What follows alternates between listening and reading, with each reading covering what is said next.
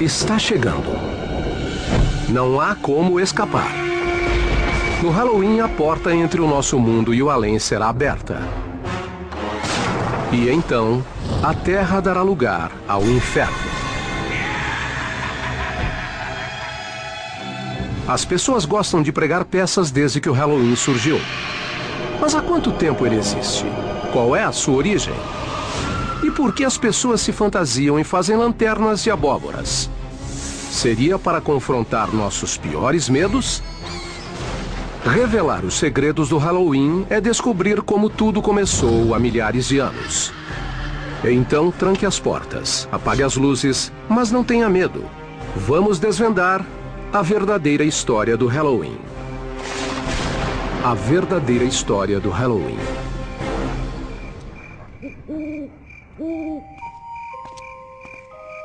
Como descrever o Dia das Bruxas sem parecer maluco? Crianças mascaradas batem à nossa porta e nos ameaçam. Em troca, nós lhes damos doces. Mas por quê? Por que esculpimos rostos em abóboras e colocamos velas dentro delas? E por que enfeitamos a casa com tumbas e caixões? A verdade é que sentimos grande prazer em assustar uns aos outros. E matar de medo.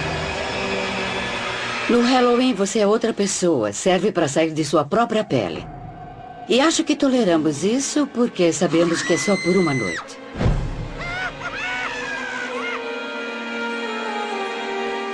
Tal desejo de confrontar nossos medos da vida e da morte e zombar deles é algo milenar, bem como as tradições do Halloween.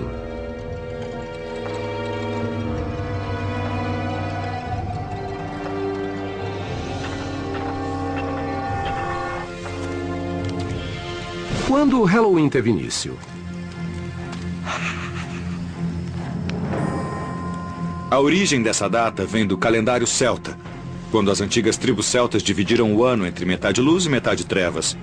E um feriado deles, o Samhain, foi o precursor do Halloween, e marcava o início da metade das trevas.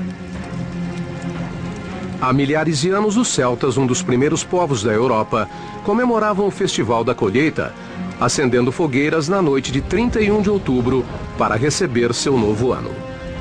Para os povos da antiguidade, colheita era questão de vida ou morte. Se a plantação não vingasse, todos morriam de fome. A morte sempre esteve por perto. A época da colheita era meio assustadora. Os dias eram mais curtos e as noites mais longas. Ninguém tinha certeza se a comida duraria até o inverno acabar. É provavelmente daí que vem essa atmosfera de pesadelo da data.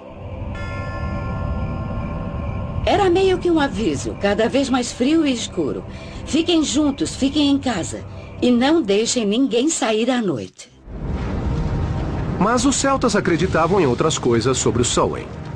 O que marcava o Samhain na transição da luz para as trevas era a permeabilidade, a flexibilidade do tempo e espaço. E não só o espírito dos mortos, mas também do passado e de outras realidades podia vagar pela realidade da época e os humanos podiam entrar e se perder no outro mundo também. A linha entre a vida e a morte é muito tênue. Os vivos e os mortos podem se misturar. É isso que está na essência das comemorações do Halloween. Diz a lenda que na noite do Samhain, os vivos ficavam presos no mundo dos mortos e os mortos apareciam no mundo dos vivos. Mas a verdade é que pouco se sabe sobre o Samhain. Pode-se apenas supor que as fogueiras sejam um ícone familiar ao nosso Halloween, que serviam para atrair algo que ainda assusta muita gente.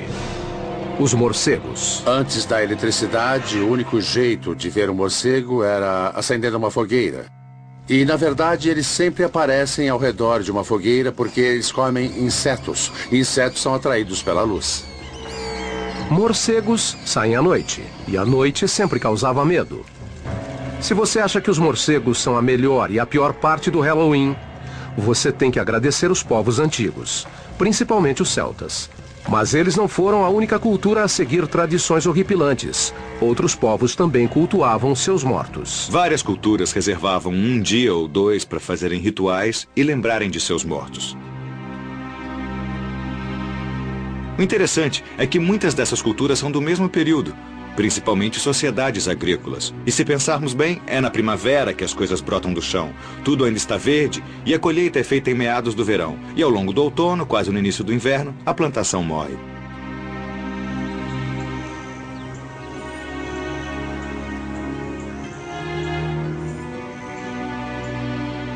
Mas como essa antiga tradição sobreviveu à era moderna? Na cultura ocidental, entre todos os povos, ela foi cultivada principalmente pelos cristãos.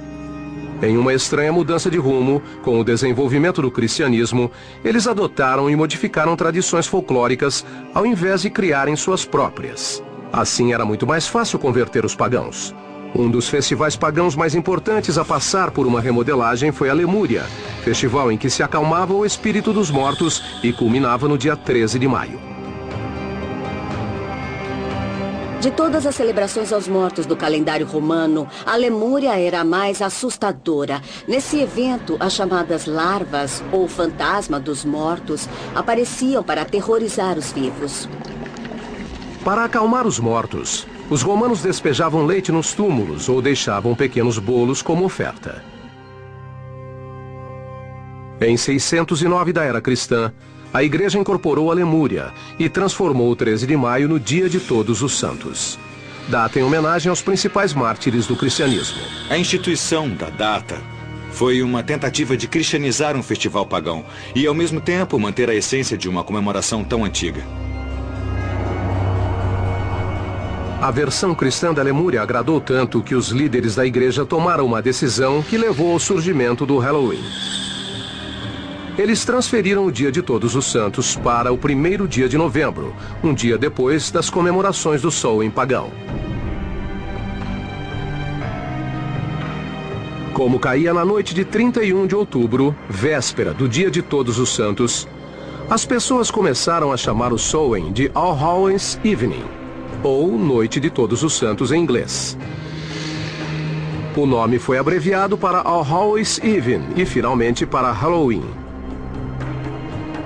Para demonstrar controle, a igreja se adiantou e criou um feriado em homenagem não só aos mártires, mas a todos os cristãos mortos. Assim, 2 de novembro virou o Dia de Finados, feriado sancionado pela Igreja Católica. Foi muito importante para o Halloween, porque é onde se retoma a associação com os finados e com a morte e com o sobrenatural. Então, agradeça à Igreja Católica pela natureza assustadora do Halloween. Mas espere, ainda tem mais. A Igreja também ajudou a estabelecer a tradição do doce ou travessura. Tudo começou em um dia de finados na Idade Média, quando padres pediram aos fiéis que rezassem pelas almas presas em um mundo intermediário que eles chamaram de purgatório. O purgatório não era um lugar agradável, não era horrível como o inferno, mas era igualmente assustador. E as almas também sofriam lá. Felizmente, os fiéis podiam interceder. Era só rezar pelas almas do purgatório. Mas como tirar as almas do purgatório? De acordo com a Igreja Católica, se os fiéis rezassem o bastante, poderiam mandar uma alma para o céu.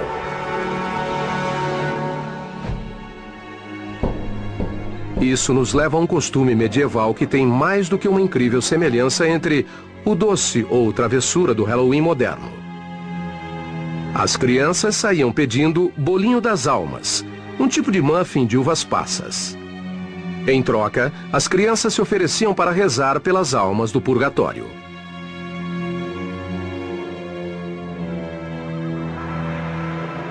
Tal precursor do doce ou travessura se tornou uma obsessão para os cristãos da era medieval, bem como outra característica essencial do Halloween: as bruxas. Na Idade Média fazia total sentido acreditar que existiam bruxas e demônios. E se existissem, seriam eles os responsáveis pelas coisas ruins do mundo. Fazia sentido caçá-los e acabar com eles. Era assim que viam o mundo. Uma histeria coletiva no século XVI ajudou a confirmar a aparência das bruxas, que para muitos é o ícone do Halloween. Geralmente mulheres, as bruxas eram vistas como ajudantes de Satã. Elas eram algo como curandeiras e as lendas foram passando oralmente ao longo das gerações. Até que, em algum momento, isso começou a levantar suspeitas entre os religiosos com quem conviviam. Muitos dos símbolos associados a essas mulheres, que geralmente viviam sozinhas e deviam ser meio excêntricas, se tornaram símbolos associados à bruxaria. À medida que cada vez mais mulheres eram acusadas de bruxaria, seus utensílios de cozinha ganharam dimensões sinistras e se tornaram ícones do Halloween. Até mesmo algo mundano como uma vassoura passou a ser instrumento de maldade, bem como meio de transporte.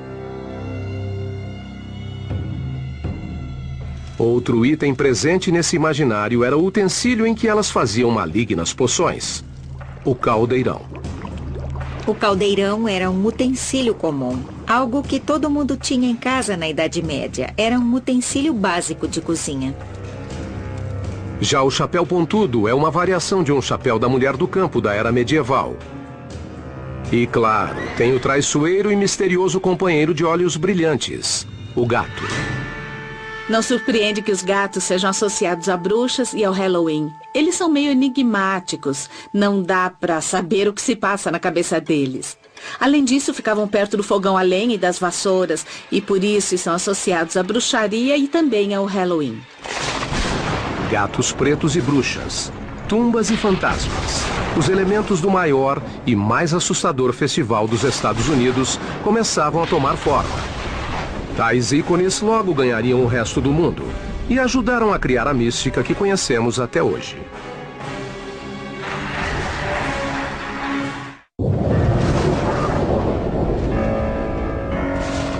Fogueiras, adoração aos mortos, doce ou travessura. Os elementos do Halloween moderno já assustavam as pessoas no início do século XVII, mas ainda não haviam sido reunidos em uma data específica. A história logo começaria a consolidá-los e dar vida a uma estranha celebração da morte. É um feriado dedicado à morte. Seja a ameaça da morte em caso de uma colheita ruim, seja o final de uma tarefa e o começo de outra. Essa ideia de ciclo infinito de vida, morte e renovação faz parte de muitas datas comemorativas e não só do Halloween. Essa época viu a contínua influência de um dos ícones mais coloridos do Halloween, a máscara, que surgiu quase ao mesmo tempo que outra tradição do evento, a destruição. Alguns foliões mais exaltados também se embriagavam no dia de Todos os Santos e ameaçavam aqueles que não lhes dessem comida ou bebida. As máscaras serviam para esconder a identidade. As fronteiras entre os vivos e os mortos, e entre as regras sociais e a anarquia, ficavam estreitas na noite do Halloween. Na Inglaterra, eles cultivavam tradições específicas como vestir fantasias e bater de casa em casa apresentando pequenas peças. Ao final da apresentação, eles ganhavam o que comer e às vezes dinheiro. Seria um doce ou travessura? Não exatamente, mas a semelhança é evidente. Na Inglaterra do século XVII, muitos desses costumes aconteciam somente nas áreas rurais. Mas logo ganharam força na cidade graças a um terrorista católico chamado Guy Fawkes. Em 5 de novembro de 1605, Fawkes tentou explodir o parlamento inglês usando 36 barris de pólvora. Guy Fawkes foi julgado, condenado e enforcado. Segundo a lenda, seu corpo foi drenado e esquartejado e os pedaços foram lançados ao fogo. No ano seguinte, no aniversário do fracasso do plano, as crianças de Londres zombaram da memória de Guy Fawkes, promovendo o caos nas ruas, saindo em desfile, pedindo prendas e acendendo fogueiras. Hoje, na Inglaterra, esse é chamado o Dia de Guy Fawkes, ou a Noite da Fogueira. O dia de Guy Fawkes é em 5 de novembro, bem perto do dia de Halloween, e grande parte da energia concentrada no Halloween vinha do dia de Guy Fawkes. Embora ainda não fosse Halloween, todas as características estavam ali. crianças e adultos aproveitando a escuridão para se soltarem. Será que essa forma de celebração pagã conseguiria atravessar o Atlântico e macular o santuário do Novo Mundo? Não, se os puritanos chegassem antes. Os puritanos criavam sua visão de mundo inspirados na Bíblia. E na Bíblia você não encontra apenas Deus, mas o mal, os demônios, anjos, todo tipo de entidades sobrenaturais. E é nisso que eles prestavam atenção. Nas forças maléficas, na maldade. Para os puritanos da Nova Inglaterra, o sobrenatural era uma terrível força do mal, e não apenas uma inofensiva superstição que inspirou um feriado. Apesar do esforço para matar a tradição do Halloween, alguns adeptos da comemoração do dia de Guy Fawkes desembarcaram na América. Outros colonizadores toleravam e até aceitavam as tradições que os puritanos tanto temiam. E assim, foram plantadas as sementes do evento que logo se tornaria o Halloween americano. Encontramos fragmentos aqui e ali, pessoas celebrando ou fazendo festas à fantasia, mas é muito difícil apontar com certeza o que deu origem às festividades de Halloween. Por exemplo, em 1833, há um texto que descreve o Halloween não como uma festa, mas uma reunião de pessoas contando histórias de terror ao redor da fogueira. Até que uma característica assustadora, a figura do espírito ou fantasma, se juntaria a bruxas e esqueletos em uma macabra dança de Halloween. Em meados do século XIX, os Estados Unidos ganharam uma data muito mais estranha. Depois de 4 longos anos de guerra civil que terminaram em 1865, com mais de 500 mil de mortos. Havia tantos indigentes, tantos corpos irreconhecíveis nos campos de guerra civil, que o país ficou obcecado pela morte. Grande parte dos soldados foi enterrada sem identificação. Ninguém sabe o que aconteceu com eles. E a população achava que eles poderiam voltar, que talvez não estivessem mortos. Faz sentido pensar que as pessoas contavam histórias de fantasma. E as primeiras histórias desse tipo eram sobre soldados que voltavam para casa. Foi nessa época que o Halloween teve início nos Estados Unidos. Depois da Guerra Civil, quando imigrantes escoceses e irlandeses levaram seus costumes rurais do velho para o Novo Mundo e ajudaram a estabelecer tradições de Halloween genuinamente americanas. Os escoceses não achavam essa noite tão medonha assim. Naquela época, a figura do bicho-papão ainda nem existia. O bicho-papão era a denominação geral para uma entidade amórfica que assustava crianças. Se escondia embaixo da cama, batia na janela e ficava à espreita em cercas e portões.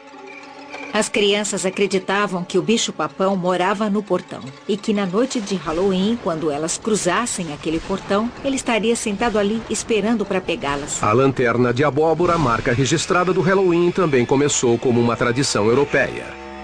Mas a primeira versão não foi esculpida em uma abóbora. Existe uma lenda sobre um homem apelidado de Jack Miserável. Jack era um encrenqueiro e foi um homem tão ruim que conseguiu ser expulso do inferno, o que não é muito fácil de conseguir. Mas o diabo teve pena dele e lhe deu uma brasa de carvão tirada do fogo do inferno, para que ele se guiasse. Jack pegou a brasa, colocou dentro de um nabo sem miolo e saiu andando por aí. Foi assim que surgiu a lenda de Jack e a lanterna. Em uma antiga tradição europeia, crianças esculpiam lanternas em nabos e colocavam velas dentro deles. A primeira referência da lanterna de abóbora nos Estados Unidos vem de Nathaniel Hawthorne, que em Histórias Contadas 2 Vezes descreve um casaco velho, cheio de furos, que quando colocado contra a luz brilha igual a lanterna de Jack Miserável. A tradição da lanterna foi modificada nos Estados Unidos. O nabo do Velho Mundo foi substituído pela abóbora, grande e macia. E o Halloween finalmente ganhou a sua marca registrada.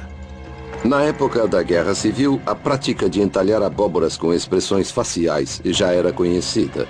O Velho Mundo usava um tubérculo duro e pequeno, que o Novo Mundo substituiu por uma vistosa e redonda abóbora.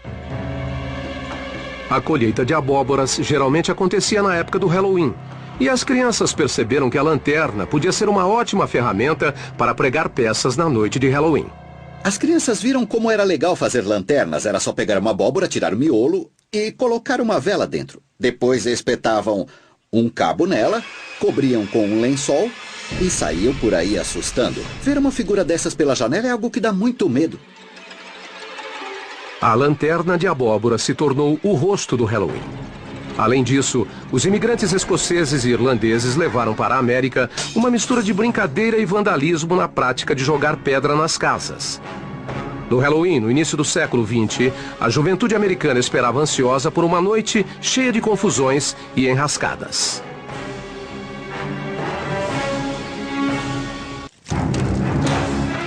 O Halloween fez uma sombria e assustadora jornada desde suas origens celtas há séculos e séculos. Na Idade Média, tornou-se uma data cristã em homenagem aos mortos.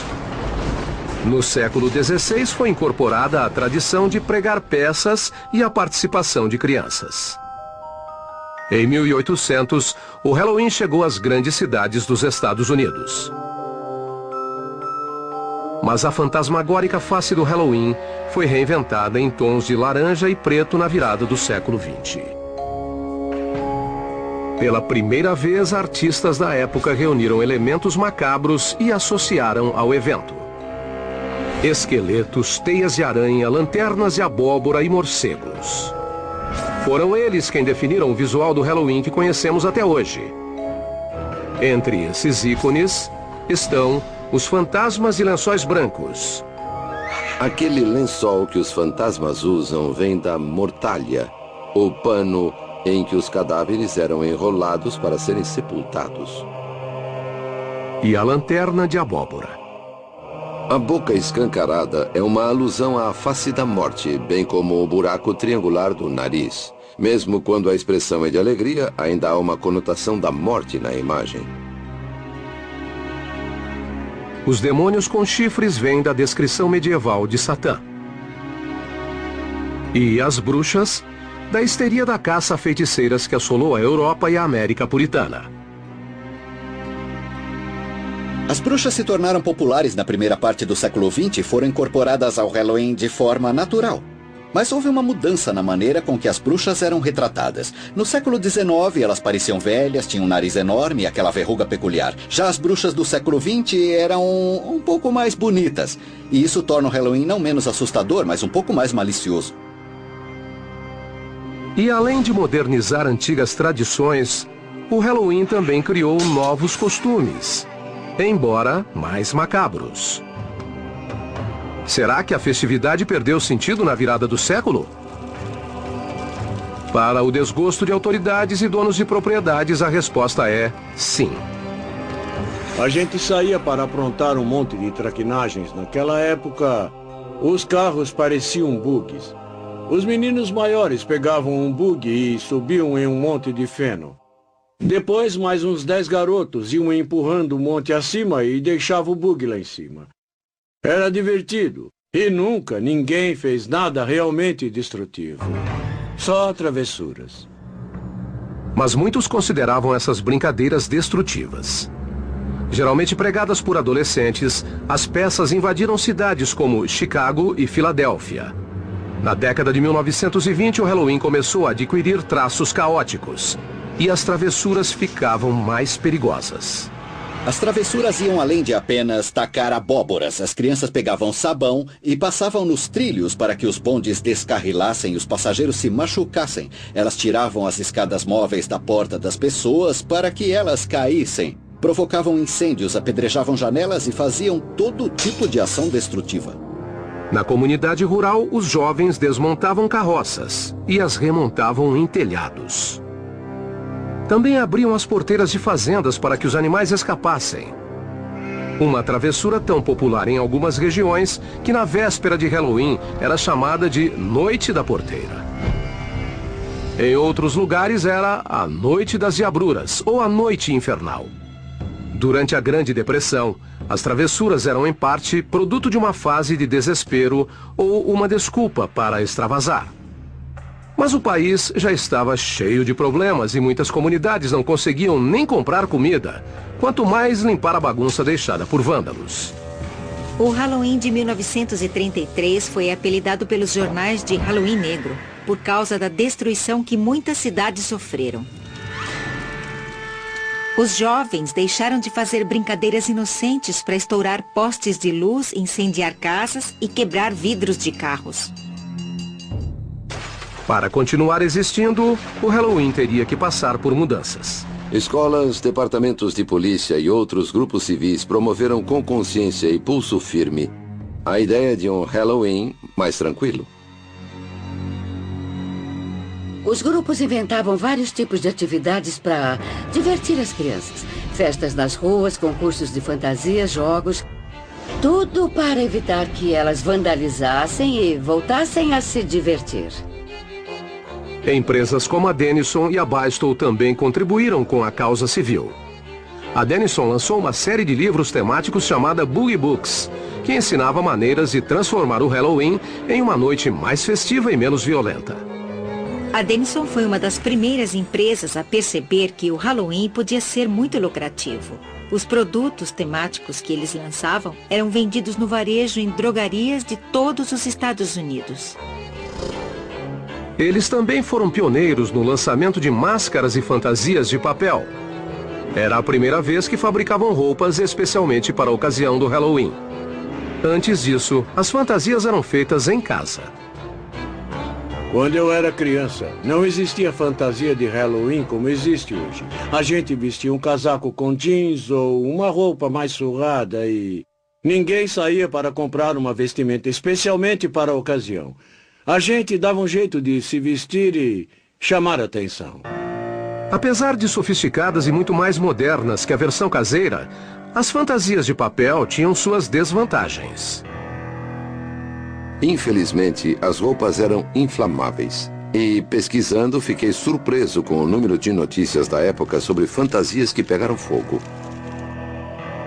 Outras empresas logo entraram no ramo de fantasias infantis para o Halloween e começaram a produzir peças mais duráveis. A Sears começou a vender fantasias por volta de 1930 e não parou mais. As fantasias eram inspiradas em coisas engraçadas e até personagens de radionovelas. Havia modelos para festas, para desfiles na rua, para festas na escola e na igreja. O Halloween virou um grande evento social. Os desfiles de Halloween ajudaram a tirar a festividade das sombras e levá-la ao conhecimento público geral. Em 1905, Allentown, Pensilvânia, pode ter promovido o primeiro desfile de Halloween, mas logo outros seguiram. Toms Rivers, Nova Jersey, em 1919 e Anoka, Minnesota, em 1920. Desde então, Anoka tem um desfile anual na ocasião. Na verdade, a cidade se auto-intitula Capital Mundial do Halloween.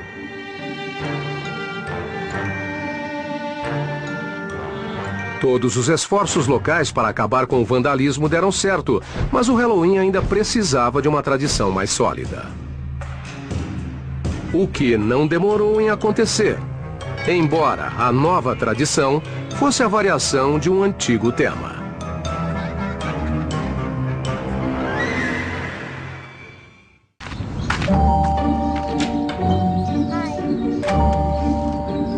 Doce ou travessura? A frase é sinônimo de quilos e quilos de guloseimas dentro de fronhas e abóboras de plástico na noite de 31 de outubro. Embora seja uma tradição milenar, a frase doce ou travessura não tem mais que 100 anos de existência.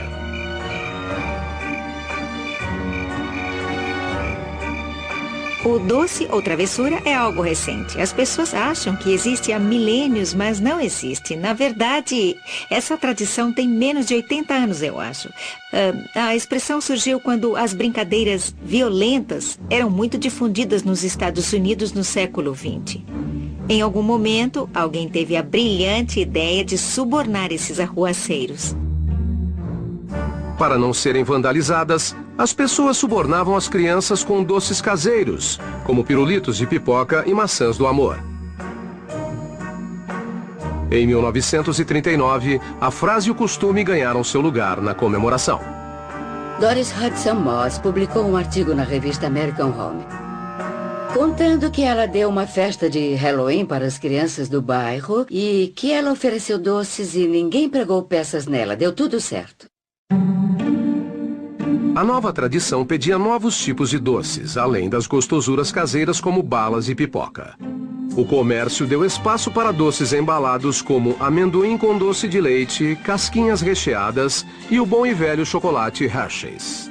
Doce foi o remédio para acabar com a violência no Halloween. E era o momento certo de uma data revisitada ganhar Hollywood.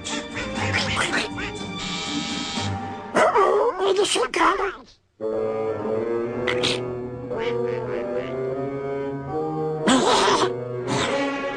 Olá, meninos! Doce travessura! Pra você e pra você. Obrigado, tio Donald! O Halloween tornava-se um fenômeno cultural. Um festival nacional com milhões de pessoas celebrando a alegria de ganhar toneladas de doce industrializado. Eu adorava o Halloween quando era criança. Eu participava de tudo. Adorava os rituais, adorava as travessuras, as diabruras que eu fazia. Adorava me fantasiar, pedir doces nas casas e também tinham as festas. Era tudo fantástico. Em 1996, o Halloween encontrou o caminho por onde todas as culturas passam. A televisão. A nova onda pop chegou ao horário nobre e os Estados Unidos saíram em busca de doces com a turma do Charlie Brown. A ideia da Grande Abóbora surgiu nos quadrinhos e, quando o Charlie Schulz decidiu que seria engraçado se uma das crianças confundisse algum feriado. E é por isso que todo ano o Lino visitava a plantação de abóbora. Bem-vinda, Grande Abóbora. Pra quem que você tá escrevendo, Lino? Esta é a época do ano em que eu escrevo para a Grande Abóbora. Na noite de Halloween, ela sai da plantação de abóbora e voa carregando sacolas cheias de brinquedos para todas as crianças do mundo. Você ficou louco? Quando é que você vai parar de acreditar nessas coisas inventadas? Quando você parar de acreditar naquele homem de roupa vermelha e barba branca. A televisão e os quadrinhos mais famosos dos Estados Unidos deram ao Halloween um selo informal de aprovação. Nunca na história a data havia sido tão popular. Mas desenhos com o tema da festa feitos para crianças eram uma coisa. Um filme para adultos com o mesmo tema era bem diferente. A empreitada era inédita. Até o diretor de cinema John Carpenter assumir os riscos em 1978 com o clássico Halloween. A ideia de chamar o filme de Halloween foi da distribuidora. Quando me disseram, eu falei, vocês acertaram. Ninguém ainda fez um filme sobre o assunto. E aí você pensa, uau, por que é que eu não pensei nisso antes? É uma ótima ideia. O filme custou $325 mil e arrecadou mais de 500 milhões de dólares no mundo todo. Ele abriu as portas e elevou o filme B à categoria de cinema de respeito e, sem pretensão, o filme redefiniu nossas preferências quanto a máscaras de Halloween. Tudo começou quando a falta de orçamento obrigou a equipe de figurino a criar uma máscara para Michael Myers, o vilão da trama, com pouquíssimo material. Um dos figurinistas correu até a loja de mágicas de Beth Wheeler, na Hollywood Boulevard, e comprou uma máscara do Capitão Kirk que não parecia nada com William Shatner. Era uma máscara estranha, com o rosto alongado. Era pintada com tinta spray e grudava no rosto. Ficava distorcida. Era perfeita, pois o roteiro dizia que o assassino parecia vestir a máscara. A máscara, comprada às pressas, e o vilão que a usava, logo se tornaram outro ícone do Halloween. O filme original é de 1978, mas Michael Myers ainda é um dos personagens de Halloween mais famosos de todos os tempos. A ideia do maníaco mascarado, aterrorizando os jovens no Halloween, mudou o foco dos filmes de fantasmas e demônios para vilões humanos. Mas a estranha máscara fez mais que isso. Ela ajudou a redefinir os limites do sentido de esconder o rosto no Halloween e apresentou uma nova face à comemoração. A face de um novo milênio.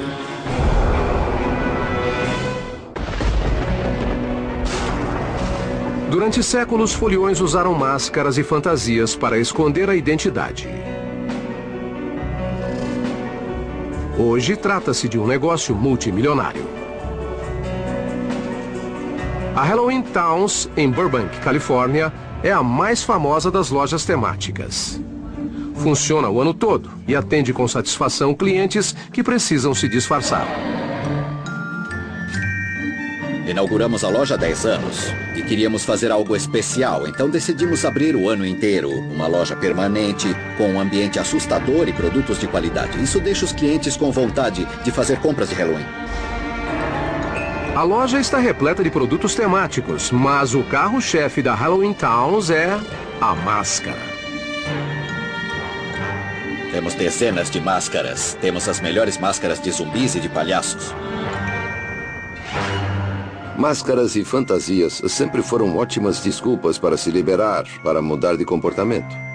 E uma festa como Halloween, em que todos se fantasiam, é mais do que perfeita. Quando eu era criança, adorava máscaras, mas as lojas locais geralmente vendiam umas máscaras de plástico mole que logo perdiam a forma. Com o passar do tempo, a brincadeira virou uma forma de arte e os técnicos gastam horas modelando e pintando. Hoje é possível comprar um modelo de qualidade similar às máscaras do cinema. E disso Wayne Todd entende. Ele é técnico de efeitos especiais de grandes estúdios. Nossos clientes exigem produtos de altíssima qualidade e fazemos o máximo para satisfazê-los. Temos fantasias finas, coletes e todo tipo de acessório que não se encontra em qualquer lugar. É nossa especialidade. Seja lá o que você procura, a gente tem. As modernas máscaras e fantasias de hoje são muito diferentes dos demônios